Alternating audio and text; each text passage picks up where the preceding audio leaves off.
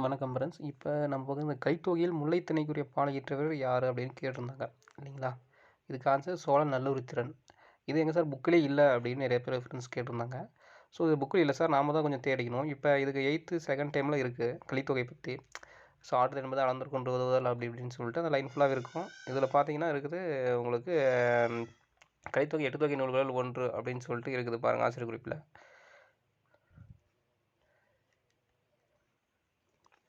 Okay, இதில் வந்து கலித்தொகை 150 பாடலை கொண்டது 5 பிரிவுகளை கொண்டது. அது என்னென்ன பார்க்கணும் அப்படின்னா குறிஞ்சிக்கிளி, முல்லைக்கிளி, மருதக்கிளி, நெய்தற்கிளி, பாலைக்கிளின்னு சொல்லிட்டு சொல்கிறாங்க. இது கலித்தொகை தொகுத்து நல்லந்தோனார் அப்படின்னு சொல்லிட்டாங்க. நல்லந்தோனார்னு சொல்லுவாங்களா. சங்ககால புலவர் ஒருவர் நெய்தற்கிளி பாடந்து இவர் தான் அப்படின்னு சொல்லிட்டாங்க. அப்போ மீதி இருக்கிற 4 களி யார் அப்படின்னு நம்ம சொல்லி ரிசர்ச் பண்ணி எழுதியிருந்தா இந்த கொஷின் ஈஸியாக அடிச்சிட முடியும். ஸோ இப்படி தான் நம்ம புக்கிலே எல்லாமே கொடுப்பாங்க டேரெக்டாக அப்படின்னு நம்ம எதிர்பார்க்கக்கூடாது. எல்லாத்தையும் ஒரு சிலது இப்படி இப்போ நெய்தற்கிளி பாடந்து தான் இவருன்னு சொல்லிட்டாங்க.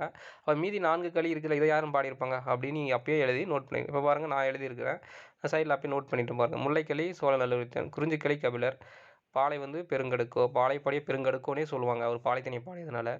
நெய்தல்களி நல்லந்தோனார், மருதக்களி பாடினால்தான் அவர் மருத இளநாகனார் அப்படின்னு சொல்லுவாங்க. ஓகேங்களா? அதேமாதிரி குறிப்பிட்ட இதில் வந்து ஒவ்வொன்றுலேயும் ஒவ்வொரு பாடல் பாடியிருப்பாங்க. இப்போ முல்லைக்கிளியில் 29 பாடல் நினைக்கிறேன், குறிஞ்சிக்கிளியில் 17, இப்போ அடுத்தது நெய்தல்களில் 33, மருத்தில் நெய்தலில் 33, மருத்தில் 35, பாலையிலே 35 நினைக்கிறேன். ஓகேங்களா? இதே ஐங்குறுநூறில் ஒரு 5 திணையை பற்றி 100 பாடல்னு சொல்லிட்டு 500 பாடல் இருக்கும். அது வேறு.